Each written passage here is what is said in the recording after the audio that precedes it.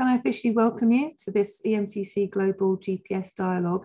Absolutely delighted to have Aboodi with us here today.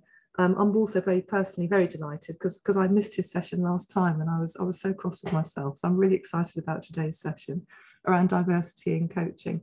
Aboodi is a lecturer in coaching and behavioural change at Henley Business School, lectures extensively on mastering coaching, and we're super delighted to have you here today. So Aboodi, without further ado, can I hand straight over to you? Yeah, thank you, Nicola, and hello everybody. Good afternoon to you. If it's afternoon for you, if it isn't, then good morning or good whatever time of day it is. It's nice to see some faces that I know and to see some new faces. So this session will be quite interactive. I've got some slides that I'll be working around, but I'm really going to be inviting you to join in at various points and to raise questions, thoughts, reflections as we explore the topic of diversity in coaching. And as Nicola said, there will be a couple of breakout sessions as well.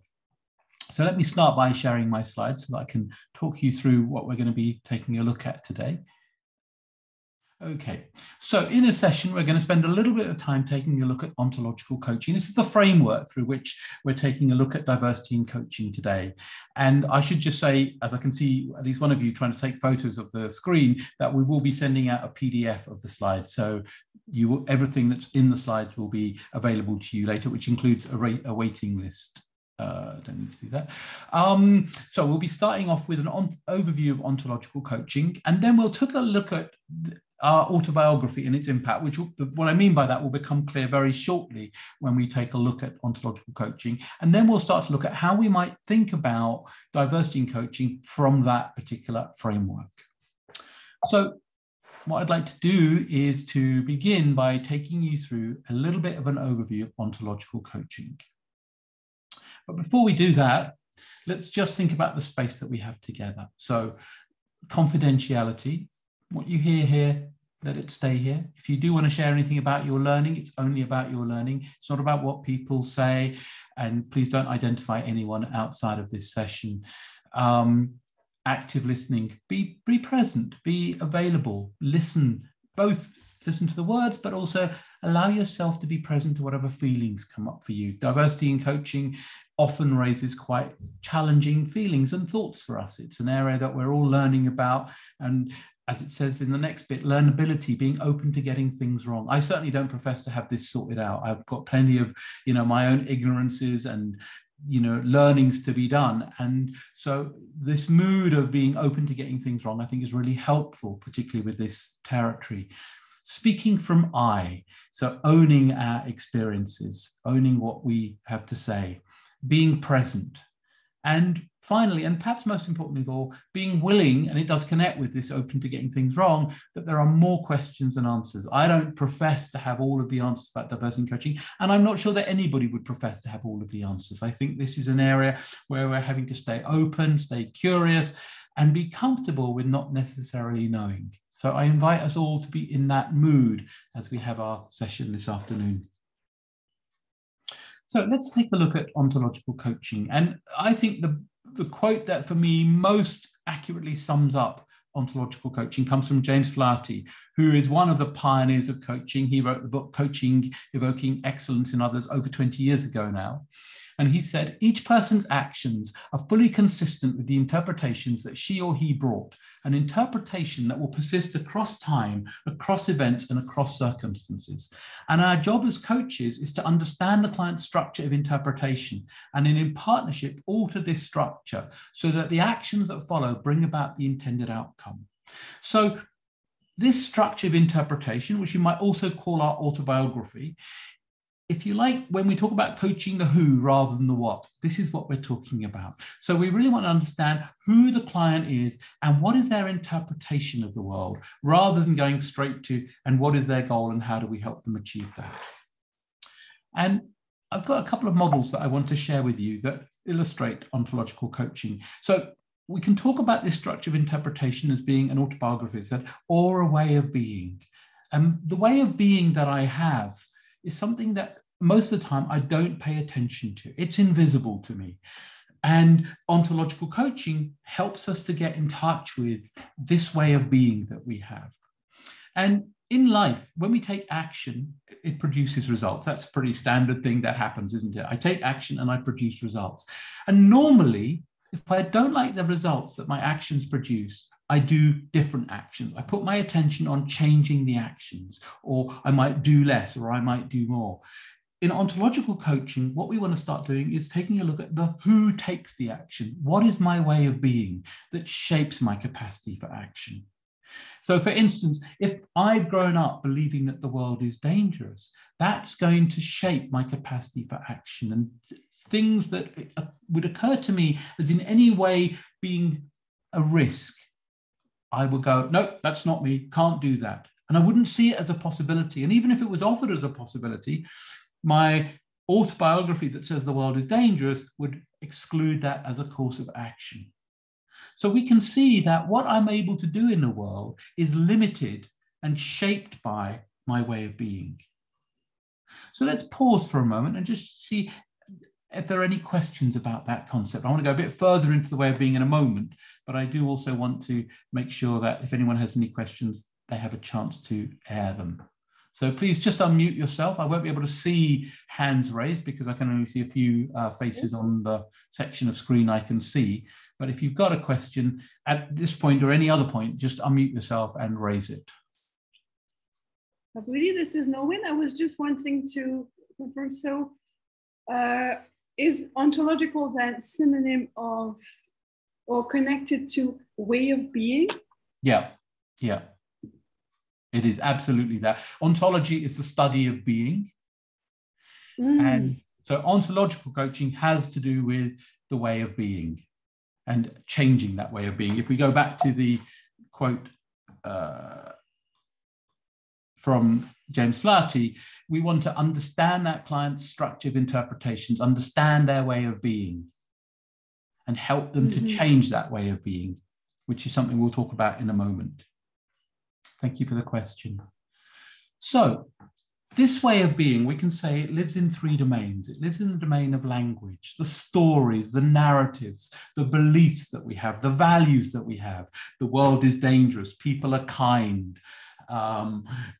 You know, if you work hard, you'll be successful. It's okay to ask for help. It's not okay to ask for help. All of the stories that we have picked up in our lives, explicit and implicit, constitute the linguistic part of the way of being.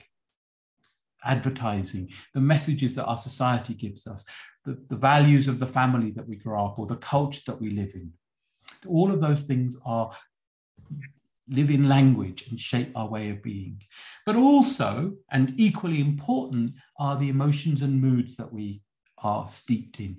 And although we don't think about emotions in this way, we actually learn emotions. We learn that some emotions are okay and some are not okay. You know, we grow up in families where some emotions are valued and some are not, or cultures where some emotions are valued and some are not. There's a very interesting book, which I think is on the reading list, called Smile or Die by Barbara Ehrenreich. And she talks about what she calls the cult of mandatory optimism, which is definitely a shadow for the coaching profession. But, you know, she was talking in particular about the financial crisis in the US. And she said before the financial crisis, people were fired from banks for saying the bubble could burst.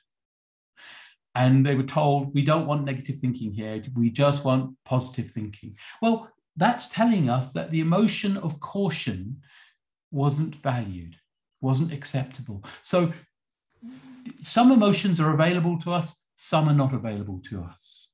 And that's something that we're going to explore in a moment. And then finally, we have the body as a way of being.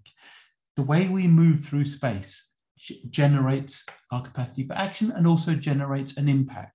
You know, we'll notice that some people are very precise in their movements, some are very forward in the way that they sit, some are very back in the way that they sit. All of these things are somatic, which means to do with the body, aspects of the ways of being. And all three of those constitute the way of being. So if I believe the world is dangerous, then I might have a story that says, don't take risks, or you have to be careful. And if you see me walking into a room, you might see me coming in slightly tentatively, like, is it okay? Am I safe here? And I might have a hesitancy about the way I enter the space. And I might have a mood of anxiety. If I believe that the world is an adventure, I might obviously have stories that say, you know, you can take risks and it's a good thing to take risks. But if you see me walking into the room, I might be walking in a very bold, you know, direct way, coming straight up to people and say, hi, my name's Aboodi, etc. And I might have a mood or emotion of confidence. And all three of those create a coherence. So one of the things we can pay attention to in ontological coaching is, does the client's body, does the client's emotions, do they match what they're saying? And we want to look for, you know, sometimes we'll see someone who says no with their words, but their body says, or their way of being suggests that if you push them hard enough, you'll get a yes. So we're looking, if you like, for a consistency or coherence. Okay, let me pause one more time and just check in. Any questions about where we're going so far? I can see some things in the chat, so I'm just going to open that. So the title of that book, I'll put it in the chat, is Smile or Die by Barbara Ehrenreich. That was the easy question to answer.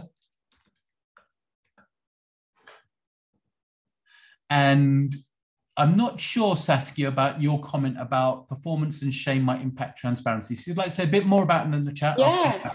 No, I was triggered by this optimism and what you shared. And I was just imagining in the context of the banking sector, how it actually might have been, you know, the need to perform and shame and transparency, impacting transparency. So just as I am a forefighter for optimism, so I listen in a very critical way, and I don't know the book, so I will definitely look into it. Yeah, do. And I think you've raised an interesting point about shame, because of course, you know, if we have an emotion or a way of being that isn't allowed to us by our society or our family, then we might have shame about that emotion. So one of the things that I'll often experience when I'm coaching somebody is when they tear up, not, I say if they tear up, because of course not all my clients tear up, but if they tear up, they might say, sorry. And it's like, why would you apologize for crying unless you believed that tearing up was in some way a bad thing to do? So obviously there's a way of being that has been shaped in that person that says it's not okay to tear up, rather than I'm sad, without judgment. And of course, when we look at very small children, they don't have shame about their emotions. And one minute they can be really angry and upset and throwing a tantrum, furious, and the next minute they have a bundle of joy again. And there's no attachment to one being better than the other. That's something we learn later. And I think you're absolutely right to point to that shame has a part to play in, you know, keeping emotions that the society or family doesn't value a little bit hidden. Thank you for speaking to that. Yeah, sure, of course. And Peter's question, is the who assumed as a given, or is the nature of self also a structure of interpretation? That's a very deep philosophical question, and I don't have the answer to it, Peter, but I think we can say that a lot of what we talk about as ourself is a structure of interpretation. And as I was saying before, you know, because I'm not aware of my structure of interpretations until someone outside me points out my way of being, it's just invisible to me. I do what I do. And then someone says, do you notice that when you, whatever, when you speak about this person, your body changes in this way? Or what, do you notice that you have a lot of fear in your language, for instance? And then I go, oh my gosh, I didn't notice that before. So the self that I am is invisible to me. And a lot of it is a structure of interpretation. It's not the truth about human beings that we should or we shouldn't ask for help. It's a structure of interpretation. But I might go, I'm a strong, independent person who doesn't ask for help. That's a good way to be. And I'll go, that's who I am as a self, without having the awareness that it's a structure of interpretation that I've been steeped in, and then has become what I call myself. Okay, some really rich questions there. And as I say, if we stay with the spirit of more questions than answers, these are all perspectives that we're opening up and things for us to reflect further on. I don't have the definitive answer on things. I have perspectives on this work of ontological coaching, which I've been doing for many years, but it's only perspectives. And so, you know, the questions I would invite you to keep reflecting on, as well as, you know, me responding to them a little bit. Aboodi? Yes, hello. Hi, it's Stephen Burke. Hi. Hi, Stephen. Fascinating already. And just on this slide, before we move on, I wonder if you could say a bit more about how thoughts fit into that, or is it covered by language, internal language? Say what, a bit more about what? Thoughts, how thoughts. So thoughts, I would say, live in the domain of language in this framework. Right. You know, I have thoughts about the way I should be, for instance, or I have thoughts about the world, and they here constitute a linguistic part of this. Nice. Okay. Thank you. Yeah, sure. Okay, let's move on. And so just to go a little bit further into this, and I haven't got thoughts on this slide, but language is the narratives, the stories, the values, the beliefs that we have about the world. The body is the way we move through space, the impact that we make, how we show up. You know, someone walks into a room, they make an impact, and we make interpretations based on how someone walks into a room or sits in a meeting. And then emotions and moods, this predisposition for action. If I'm joyful, I will have a different way of being in the world than if I'm resentful, for instance. We inhabit moods, and emotions and moods affect us. And, you know, as I was saying, we grow up in certain emotions being available to us, and they impact our way of being. So what I would like to do for a moment is invite some reflection on these questions. Because I mentioned autobiography before. What did we learn growing up? What stories, what narratives did we learn as we grew up? How does the autobiography shape us? And how does this impact you as a coach? So what I'd like to do is have you go into breakout rooms, into trios, and have a conversation for about, let's say, 6 minutes, so 2 minutes each, just to start this reflection. One of the things I will say about all of the questions that we're raising today is that they're not going to be answered in 2 minutes, but it's just to start to air some reflections on this. And I would really strongly encourage you, if you're interested in these inquiries, to journal about them and reflect on them further beyond this webinar. This is a short 90-minute webinar covering something that I teach a 9-month program on. So we're not going to cover very much, but I want to tease out these reflections for you and give you a little taster. So Nicola is going to put you into breakout rooms for 6 minutes. Please make sure that everybody in your trio gets to speak. As Nicola said, if you don't want to be in a breakout room, then put NBR in front of your name, and then she'll know not to put you in a breakout room. And we'll see you back in the main room in 6 minutes' time. Thank you, Nicola.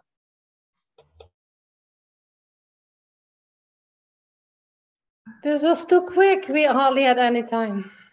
Yeah, I know. It's a big topic for not much time. So as I said, you know, this is really the beginning of a reflection rather than, you know, to get everything absolutely covered in it. But I would be interested, before we carry on, in hearing any short bits of feedback. What did you get in touch with, even in that very short space of time, around your autobiography, what you learned, and maybe how it impacts you as a human being or as a coach? I don't mind sharing. So who is that? Hannah. Hello, Hannah. Hello. Yeah, I don't mind sharing. Yeah, one of the thing that I think I learned when I was growing up was don't get too big for your boots. Yeah. Being an outspoken little girl, it was considered rude. And so I learned how to be small and live small. Yeah. Absolutely. And we can see these things happen from a very small age. And, you know, there may be many ways, Hannah, in which that has impacted you, being small, not getting too big for your boots. And it's not an uncommon narrative that people have, for instance. But we can see that very early messages might shape us even in adult life. And as a coach, of course, we want to be curious about that. So when a client says, for instance, I don't feel like I should go for that promotion, for instance, well, maybe we want to be curious about what in their autobiography might have made them feel that they shouldn't put themselves forward for something like that. And if you've grown up being told, don't get too big for your boots, then you might very well go, no, not me to apply for a big job. So getting curious about this for ourselves, of course, is the beginning of getting curious about this for our coachees. Thank you, Hannah. Anyone else like to share any reflection from something that they learned growing up and how it might impact them? So if we think about the notion of an autobiography, then as James Flaherty said, the first thing is to get to know the structured interpretations, to get to know the autobiography, and then to start to think about how do we change that. So the first step in any change is an awareness that we have a script. I was just talking to Nicola in the interlude whilst you were in the breakout, and we were both acknowledging that for most of the time, we don't pay attention to that we have a script. We just think we live the life that we live and that's it. Once we become aware that we have a script, for instance, the script that tells us don't get too big for your boots, or be tough, or be independent, or whatever it is, then we can go, it's not that it's a truth about humanity that everybody lives this way. There are other scripts. It's a little bit like, for those of you who speak a second language, this will be obvious, but when you're a child, you think that, I mean, obviously some children have more than one language. If you only have one language as a child, you think that's the way the world is. Everyone speaks, you know, Swahili or English or Arabic or German or Hebrew or whatever it is. And then as you grow up a little bit, you understand that there are different languages. English or Hebrew or Arabic isn't the only language. And so that's awareness that there are other scripts means, oh, I can get curious. And just as much as we might learn a new language, either through necessity or through sheer enjoyment of it, so we can begin to go, how might I develop a new script? Develop new practices to build a different interpretation. So for someone who, for instance, grows up believing that they shouldn't speak up or get too big for their boots, what practices might help that person extend to become someone who does put themselves forward for a promotion, for instance? What practices might there be for somebody who's grown up believing they have to be strong and tough and independent to ask for help?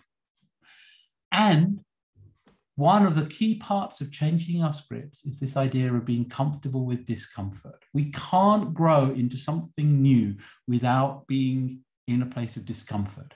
You know, I'm currently learning Hebrew and I'm really uncomfortable because I don't have a clue sometimes what the teacher is talking about.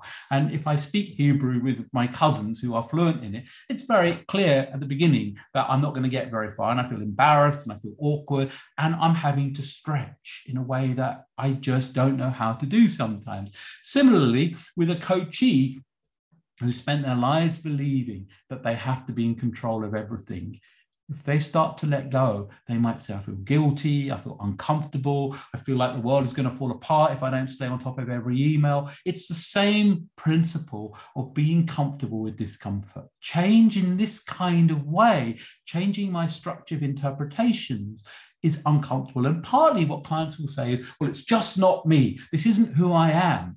And it's exactly that we have to work with if we're going to develop and change. So at the heart of change is this idea of building new practices and being comfortable with discomfort. So once again, any quick reflections on that before we move to the next part of the session? We are sort of slightly motoring through, as I've said, but I do want to try and create space for questions that occur if there are any. So Aboodi, can you just clarify, if we're talking about a script that we recognize that we want to nurture, does that apply as well to actually develop that script by encouraging practices, or are you just talking about changing uncomfortable ones? No, I'm talking about, you know, we might want to develop something.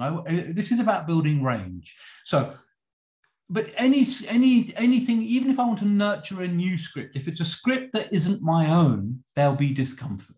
There'll be times when it goes against what we might believe or we know about ourselves. It requires stepping into an unknown place. And for all of this kind of change, I think there is some discomfort. Sometimes the discomfort might be excessive, sometimes it might be minor, but there is something of a stretch into a new way of being that is challenging to our old way of being. Or to the people around us. You know, any of you who've done assertiveness training courses will know that one of the things that people sometimes say is that when they learn some assertiveness, you know, ways of practices in the course, and then they go back into their lives and people go, oh, we don't like the new assertive you. We much preferred it when you said yes to everything.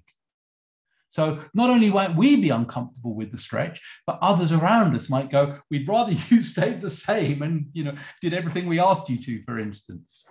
Thanks. So is it a change to who we are or what we know? Effectively, it's building a different self. So that's who we are. It's who, you know, so yes, it's building a different way of being in the world.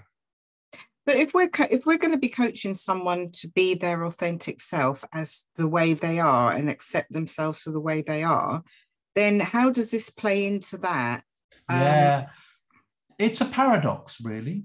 But if we think about this idea that we have learned scripts through our lives, and scripts have been, if you like, dictated to us by the context in which you grow up, the time in history that you grow up, the culture that we grow up in, etc., then one of the things we could say, and I'm being a little bit philosophical here, but we could say something like, what is the authentic self anyway? Is it the self that shows up today, or is the self that shows up today a learned way of being in this world?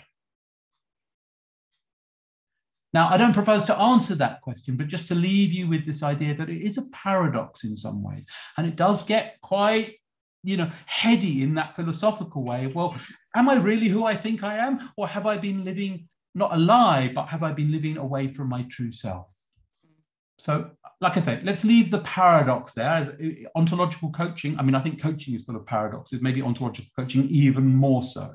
But it does raise some rich questions for us. Okay, so let's move on to this, and we're going to move now into this idea of working with diversity in coaching, and again using the same principles from ontological coaching for the work we're going to do today. So Pierre Bourdieu says that tradition is silent, not least about itself as a tradition. If we go back to this notion of the autobiography and structure of interpretations, we don't know that we have a structure of interpretations, we just live. And similarly, tradition is silent about itself as a tradition. And in her book, Invisible Women, Caroline Criado Perez said that the data gap, which is the whole thrust of her book, is not generally malicious or even deliberate. Quite the opposite. It's simply a product of a way of thinking that has been around for millennia and is therefore a kind of not thinking. So again, it's the same thing. It's not that these things are necessarily deliberate or malicious or intended. It's just, this is the way that it's been forever. And we don't think about it. We don't question our own structure of interpretations. And for the most part, we don't question the structure of interpretations of the systems and narrative cultures and discourses in which we're immersed. When we talk about systemic racism, for instance, one of the things that makes systemic racism or any other kind of systemic discrimination difficult is that the system doesn't think of itself as being anything.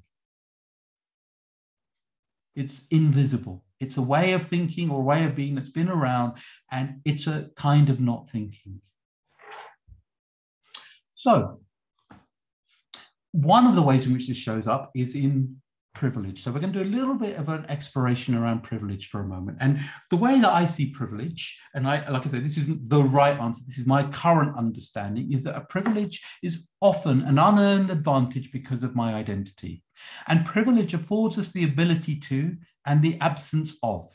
And it's often invisible to those who have it. So the first time I did a privilege exercise when I was a participant, and I heard almost every woman say that she felt unsafe walking out at night and would often, have keys in her hand. I went, that's an example of a privilege that I can walk in the street safely without even knowing that I had it until I heard people say that they don't have that. So again, this is revealing something that previously is invisible to us. So what we're going to do now, I'm going to invite you to take a look at this list and think about how many of these are true for you. And what I'd like you to do is tot up your score and then just put it into the chat. So I've never been discriminated against because of my skin color. I've never had to come out. I can easily access a toilet in public without prior planning. I've never been told to amend my behavior to avoid assault. I've never felt uncomfortable holding hands with my romantic partner in public. I feel comfortable going out alone at night. I can see people of my own race widely represented in artworks at museums or art galleries. I have never been stopped by airport security because of my race. I can speak out at work meetings or disagree with colleagues without being labeled bossy or aggressive. I'm free to practice my religious beliefs and customs without criticism. I've never been told that my name is exotic. I've never been misgendered. I have savings that would cover 3 months of living expenses. So just take a moment to think about those and just give yourself 1 point for every one of those that you can say yes to. And then if you're comfortable to do so, just put your totals into the chat box. And let me just open the chat. I can see. So we can see some, just from the few scores we're having at the moment, some big differences in there. And one of the questions that I ask you to follow up on is, how many of you are surprised by the score that you've come up with? Either that it's higher than you thought or lower than you thought.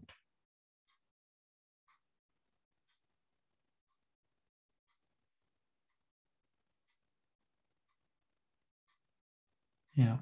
So one of you is surprised. Yeah. Didn't have expectations. Not surprised. Not surprised. Great.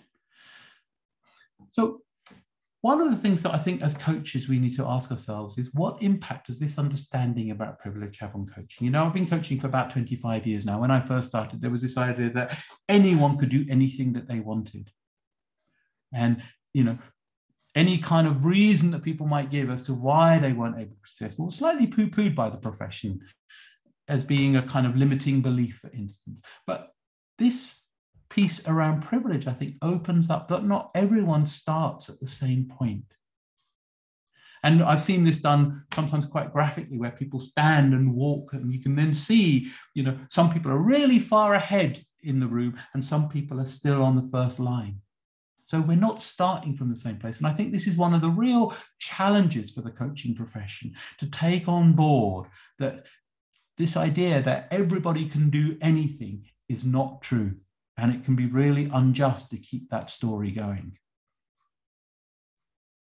Any questions or reflections on this question of privilege? Again, very big subject that we could spend a lot of time talking about and studying and learning about. But any questions or reflections that come up in this moment about this topic or this aspect? And again, just unmute yourself. And yes, Hannah, is that your hand going up? Yeah, sorry, I'm sorry, apologising again. That my being small and all. Yeah, I think this is really interesting for me. Because examples of privilege that never even entered my mind, and so I was talking to somebody the other day, and we were talking about wearing a red ribbon for World AIDS Day. Yeah. And as a heterosexual female, and I didn't probably say white heterosexual female, I just thought, gosh, I'm like being really supportive. And the other person said, that's privilege right there, Hannah, that you've not had to consider that how difficult this is for me to wear, not being heterosexual, and what that means, and the interpretation that other people might have around me of this one little ribbon. And I said, you know what, that never even entered my sphere of, I appreciated the sharing, but it had never touched. But the fact that was privilege in itself, being able to wear that ribbon in support, but actually not recognizing how difficult that might actually be for somebody else. Yeah, absolutely. And I think that's something that we're not aware of it until we hear about it.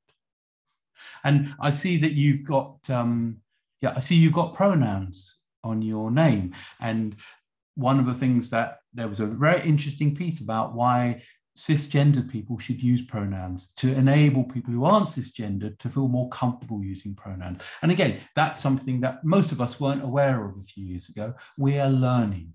And as I said at the beginning, this is all about being open to learning and growing and developing. And part of how we learn is by talking to and listening to people who come from different perspectives than our own, and getting a sense of, for me to wear a red ribbon is easy, but for somebody else, it might be really difficult.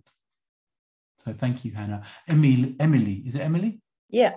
Hi, Emily. Hi. No, I just what comes up with me with that is to be aware of the next step being assumptions. Say more. So having this awareness of privilege, but then being cautious of not transposing assumptions on this possession or not of these privileges and expecting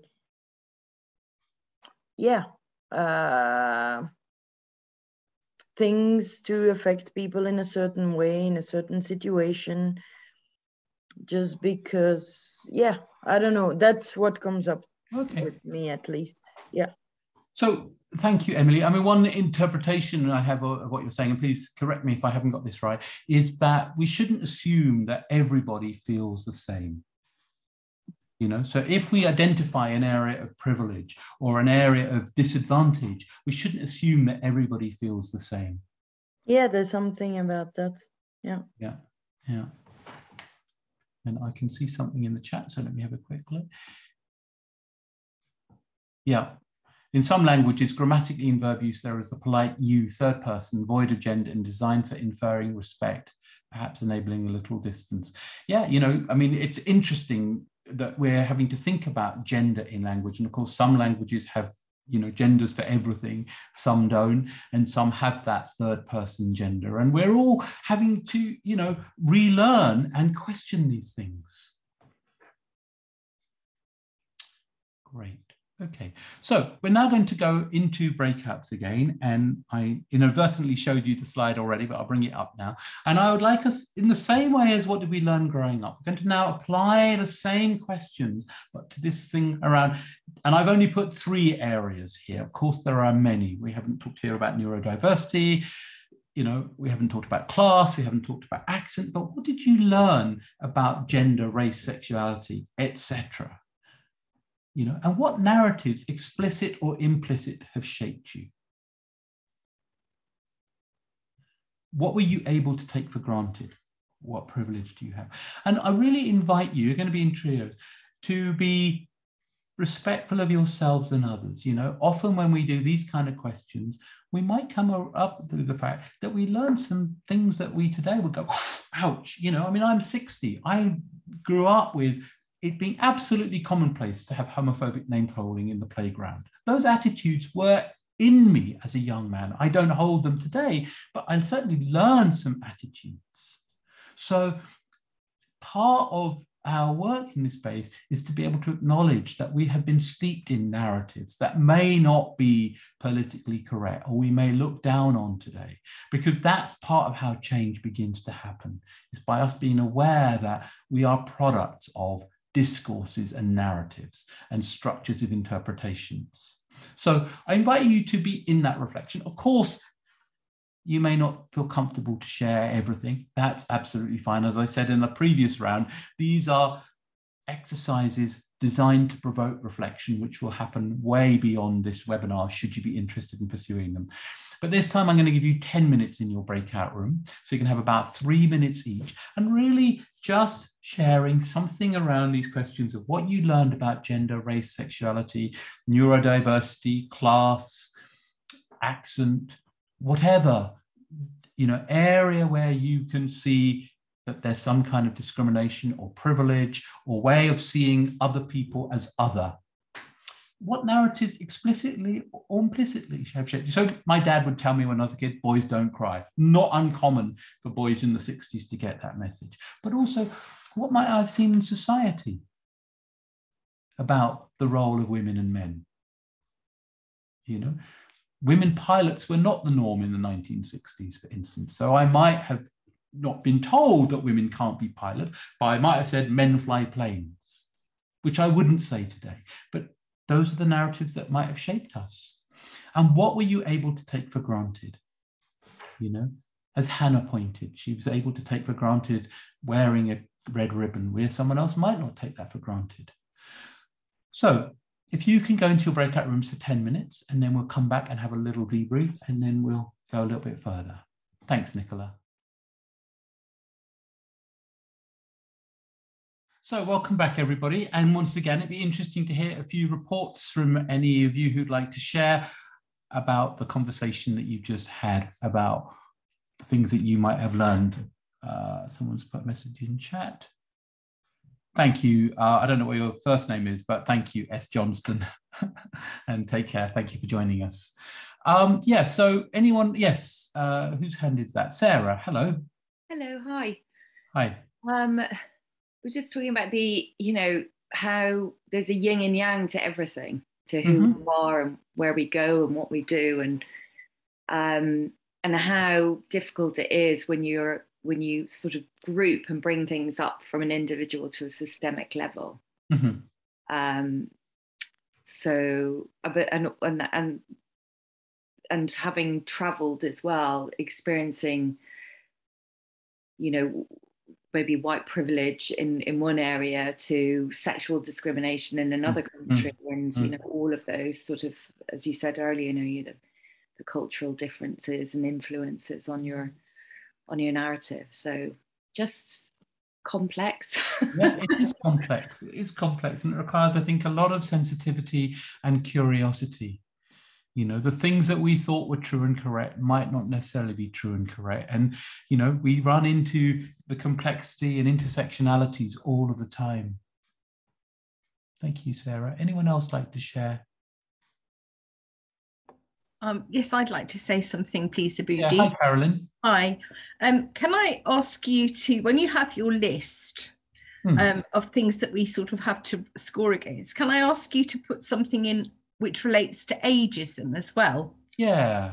And the reason I'm mentioning that is you mentioned your age, and I will now mention mine, which is I'm 68, so I beat you. I retired last week from my full-time job, but I'm starting out as a coach. And I don't mention my name and my age to people that often, because people start to label you and actually think you're past it or whatever.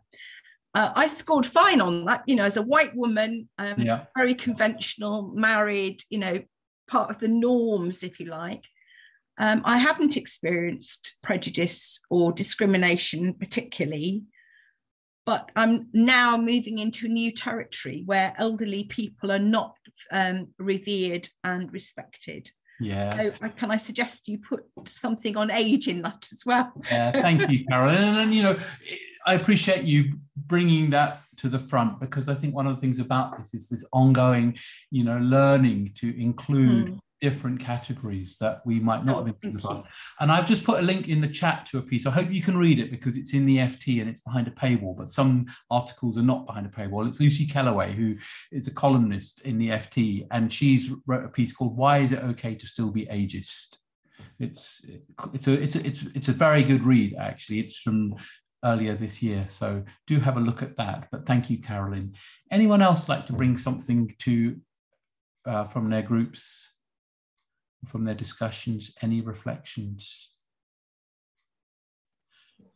So I'd like to talk a little bit about fragility, and as you'll see, I put white in brackets, because although this comes from the book on white fragility by Robin DiAngelo, there are many kinds of fragility: male fragility, heterosexual fragility, but because the book is about white fragility, the quote relates specifically to that.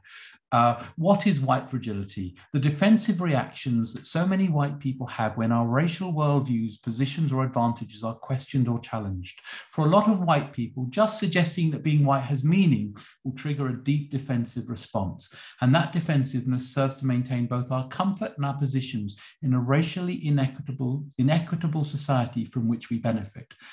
And we can see that applying, obviously to gender. I mean, what's happening in the US at the moment with the Roe versus Wade being overturned is an example of male fragility in the way that the debate is often held, for instance. So fragility occurs across domains, if you like. But I think it's something we need to think about, because one of the things that Robin DiAngelo talks in the book is she's hired by organizations and teams to help them address things like systemic racism. And as soon as anyone's racist attitudes or white privilege is drawn, then often it becomes something that the person becomes very defensive about. So we have a lot of resistance to stretching and extending and questioning ourselves and who we are. And that leads to, if you like, the way that I want to try and tie this together, because we started by talking about changing our scripts. And one of the things that I think helps us to work with fragility in other words, work with our resistance to changing or understanding our privilege, is awareness that we have been steeped in narratives and socialized into having discriminatory views. You know, we don't have discriminatory views for the most part. People don't have discriminatory views because they're evil people. They have discriminatory views because they're steeped in narratives that reinforce those discriminatory views. You know, when I was a kid, I remember experiencing a lot of anti-Semitism at school. And whenever I spoke out against it, I mean, I was a kid, so I didn't really know how to speak out about it properly, but the children at school would be horrified if I made a parallel or any kind of connection between what they're saying to me and, you know, racism.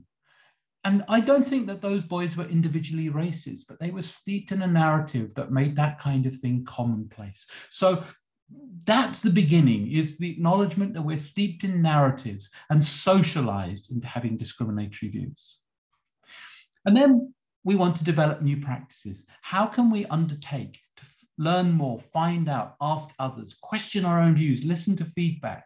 If we say something and someone challenges on that, can we be open to go, yeah, I can see that that is discriminatory, or I can see that that might cause offense. It doesn't mean that I'm setting out to cause offense, but the use of language is really important, for instance. And then again, being comfortable with discomfort. Can we engage in difficult conversations and confront our own unconscious prejudices and biases? Those, for me, feel like a way of looking at this territory, as I say, from an ontological perspective, you know, if you like, the understanding that we come from narratives that have shaped us and socialized us, and that as we become aware, or if we're committed to doing something about inequity, then it's up to us to begin to learn more, to read, to find out, to be curious, to listen to podcasts and to question our own views and listen to feedback from others, and to be comfortable with the discomfort that we get from engaging in those difficult conversations and confronting our own unconscious biases and prejudices. So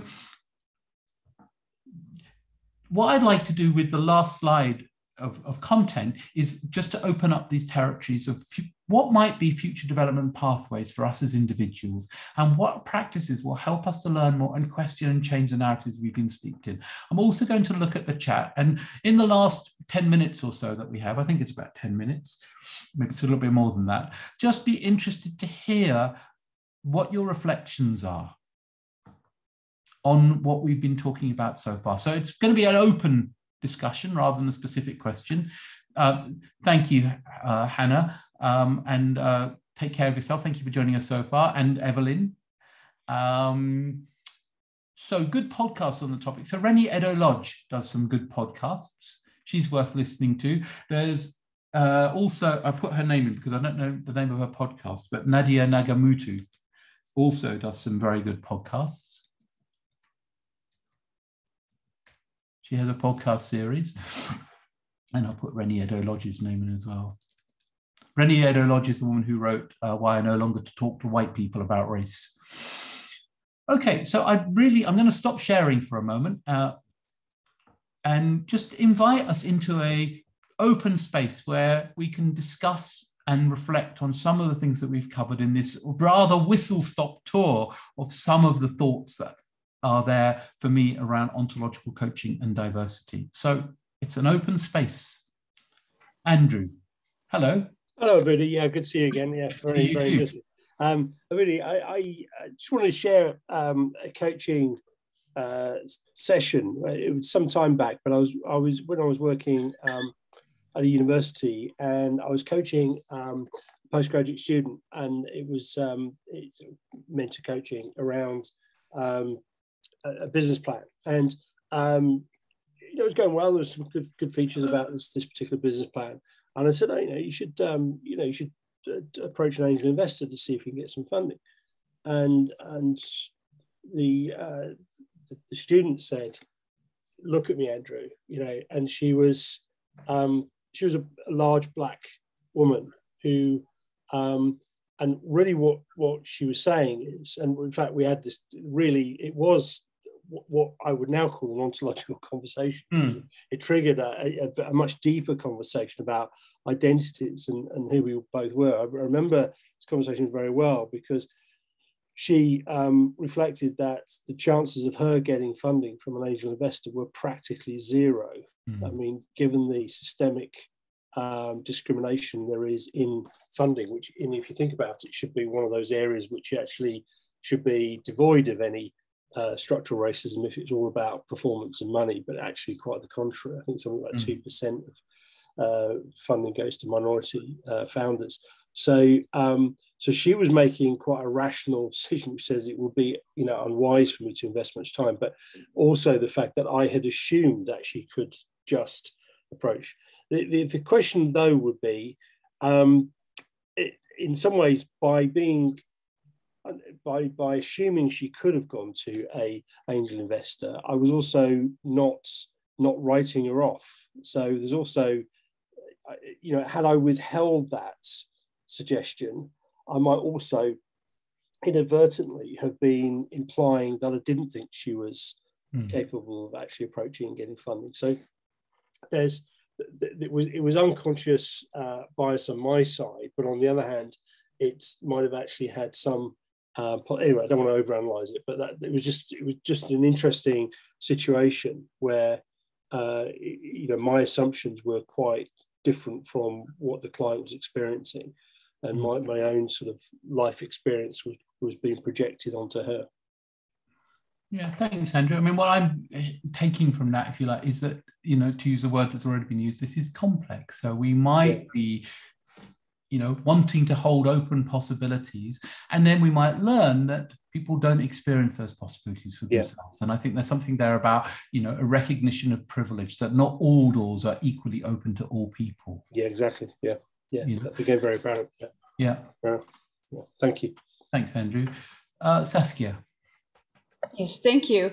So I wanted to reflect on the wide fragility, where I was just thinking about, we are part of society, and seeing fragility showing up, like, what is my role? And there's the reflection internally, as well as how can I then be in conversation with the people around me. And I think an area where it's interesting to explore is to build up more empathy and understanding, knowing that nobody wants to be wrong because of their race.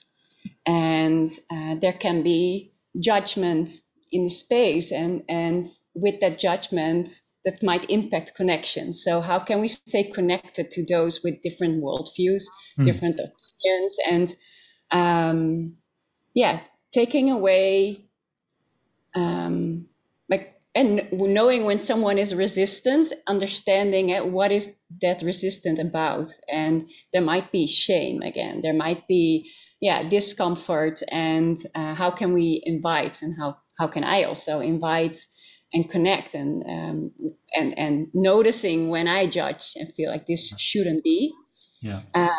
And then it's the being, right? Like, how do I show up? And that's definitely something to for myself also to further expand in. Yeah, and I think you've raised an important point here, Saskia. And one of my challenges is to keep my judgments of people who express views that I don't like or disagree with strongly in this territory at one side, so that I'm not shaming people for the things that they say. And boy, it can be really hard sometimes, but the thing, if we close, I mean, we talked about shame earlier in this conversation. In fact, I think it was you who brought it up. One of the things that shame does is it pushes something down. I think you talked about it earlier in terms of unacceptable emotions, for instance.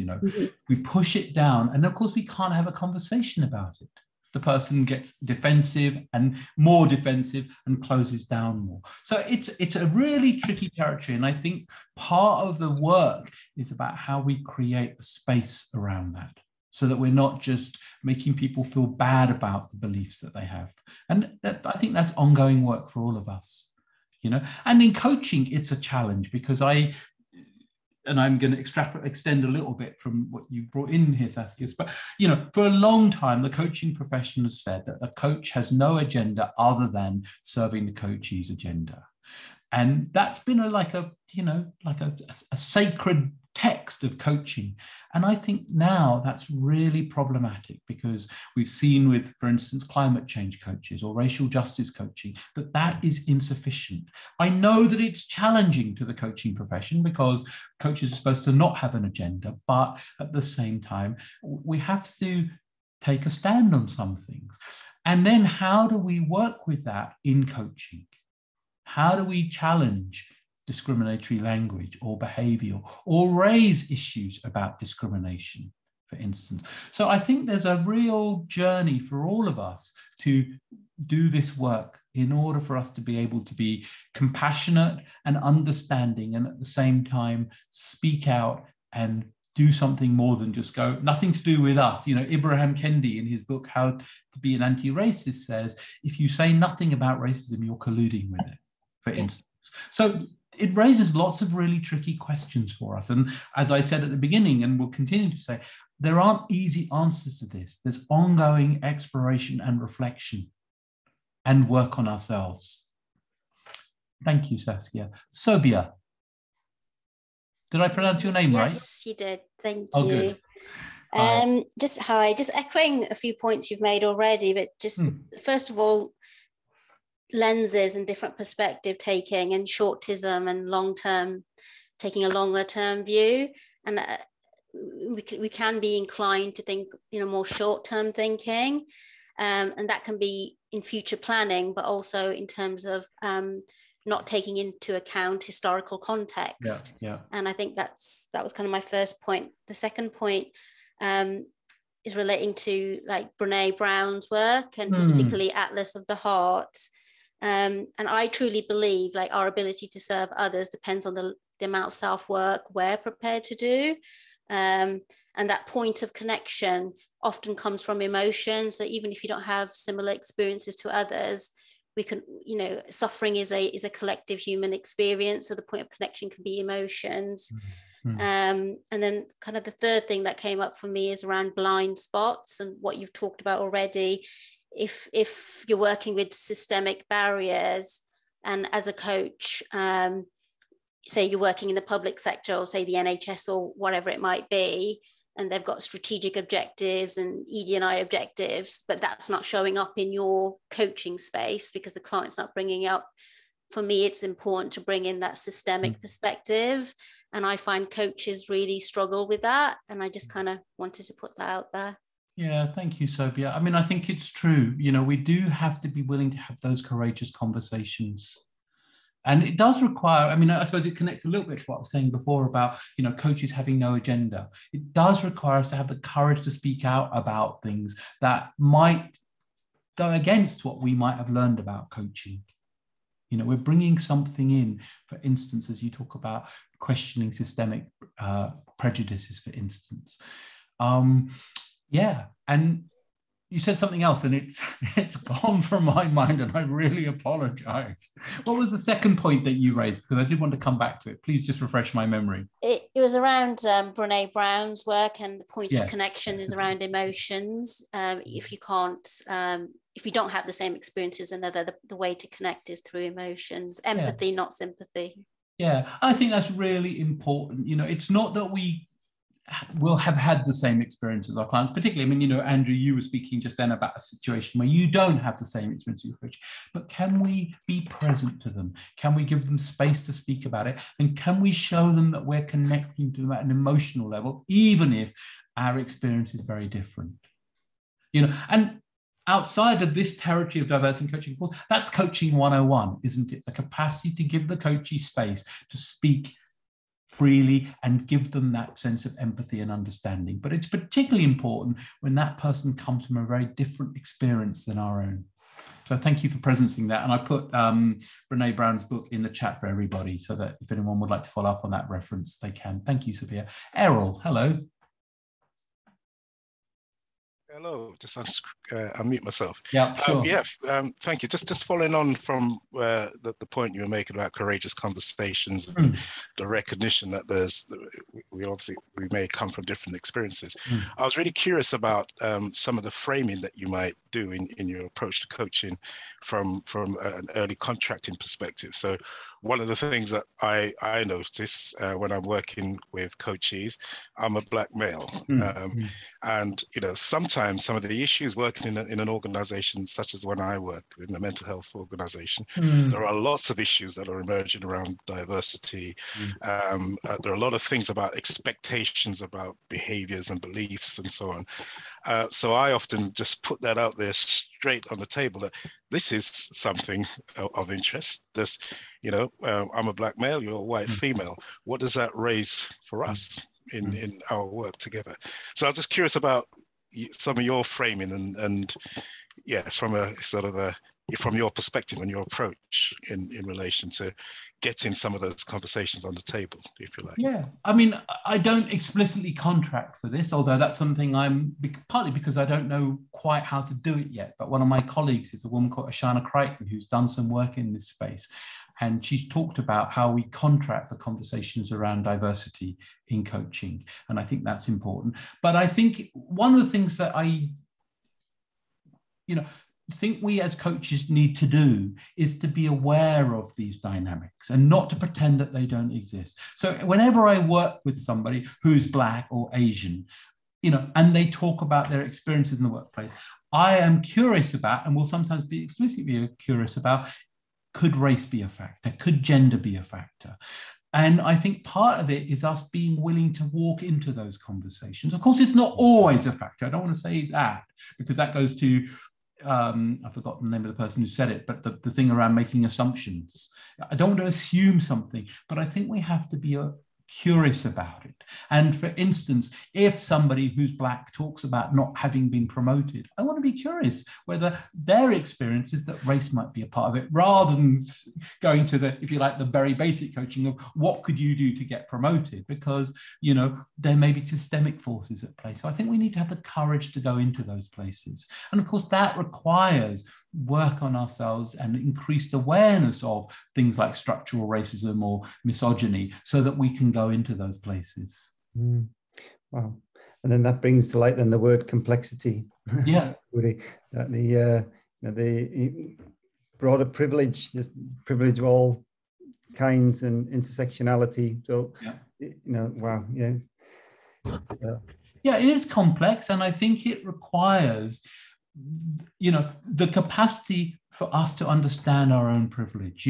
Andrew's example, for instance, of that conversation, we become aware, I don't want to make this about Andrew, but the example is there, we become aware that someone doesn't have the doors open that we might have or that we might see. And that then might inform our future coaching conversations. We might be more aware of that some doors are closed and some are open that we weren't before. And this is the ongoing learning that we're all doing as human beings and as practitioners, not to assume that because I can do X, that everybody can do X.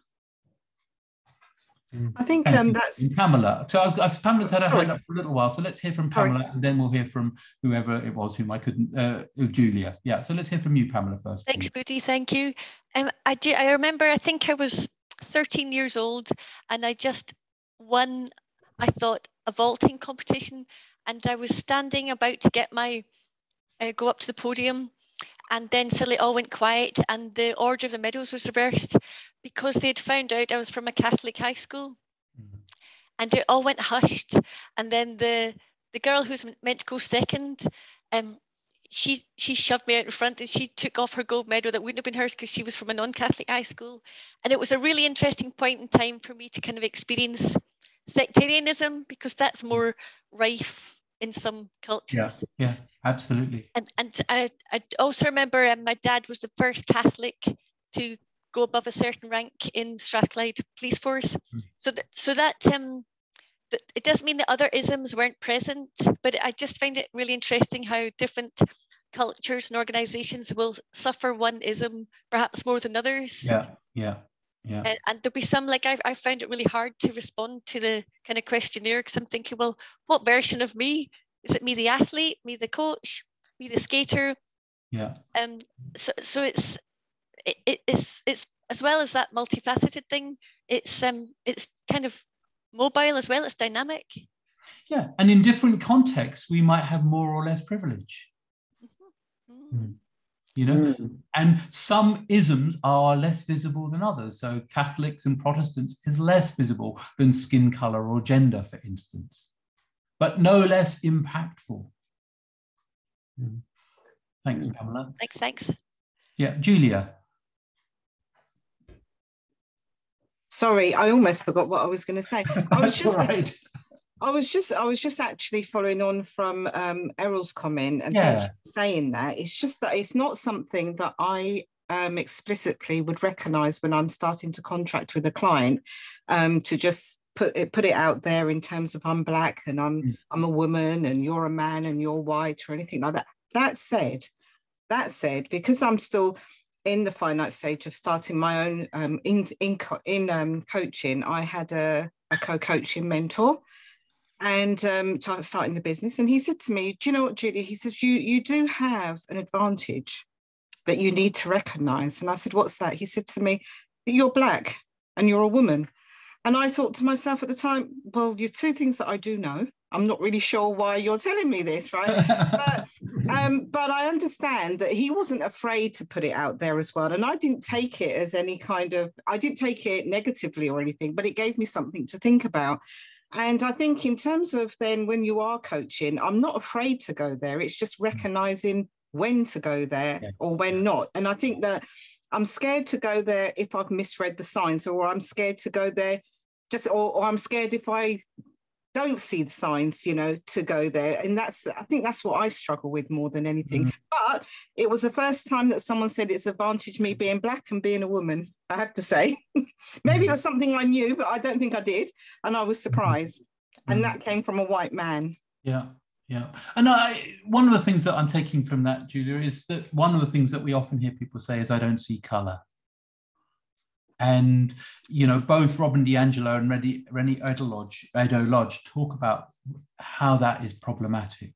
You know, it denies that there is difference rather than acknowledging that difference exists and then allowing us to be curious about, you know, whether that has impacted the person or not. So I think it's important to acknowledge it. And I think you're absolutely right. You know, there's a calibration piece about, you know, when do we go there? How do we go there? It's not a one size fits all. And if somebody says that to me, I don't see colour, I get really like, why don't you? You can't see me. Yeah, but equally, as a person that speaks to all colours, all races and everything, I don't see that either, you know, because I'm actually talking or coaching the person. And, you know, so whilst I do recognise your colour, your ethnicity or whatever, that's fine. But I'm actually coaching you, as in, you know, Aboodi, the person. So it is strange. It is strange. I suppose I would just add to that, Julia, in the sense, when I'm coaching you, the person, you know, and this goes back to the whole thing about autobiography. A person is history. You know, we have been shaped by the history, whether that's around, you know, color or gender, or race or gender. It's also about, you know, the narratives that we've grown up in. So I am curious about, and this is, you know, ontology 101, if you like, I am curious about how did the human being in front of me get to be the person they are? How did they get to be the person, for instance, use Hannah's example from earlier on, of someone who doesn't speak up and put herself forward. So some of that may have a race or gender or other dimension. Some of it may just have an autobiographical dimension. So I do see the person, but I'm also curious about what history has brought them to be the human being they are today. So I just want to add that dimension to it. Thank you. Nolwenn, did I pronounce your name correctly? Yes, you did. Thank you. What was just said, Julia, this is something I read. It's the paradox of diversity and inclusion is like you need to see the difference in order to go beyond it. Yeah. So like saying I don't see color is not actually helping the topic. You need to see the color to realize that to take your potential blind spots into account and overcome them. But the topic I wanted to talk about was like when you mentioned racism and discrimination and taking a stand. came to me that recently I was supportive and I introduced a group for temporary speaking spaces, open spaces for speaking and dialogue on the street. So it's like opportunities for people to speak and gather and meet people who would have otherwise met, to combat polarity and engage into a culture of dialogue and get to know one another and take away some of the blind spots. Now, the topic that day was the situation in Ukraine. And one of the participants who showed up in one of the little group discussions was pro-Putin. And he went on and on and on and on. And it was just like, hang on a second. So it was just like, I and other organizers froze, saying this guy needs out. But actually, it was like, well, how do you do it? Because you need to hold space for both views. So yeah, it's like, so with racism and discrimination, how do we hold space for different views?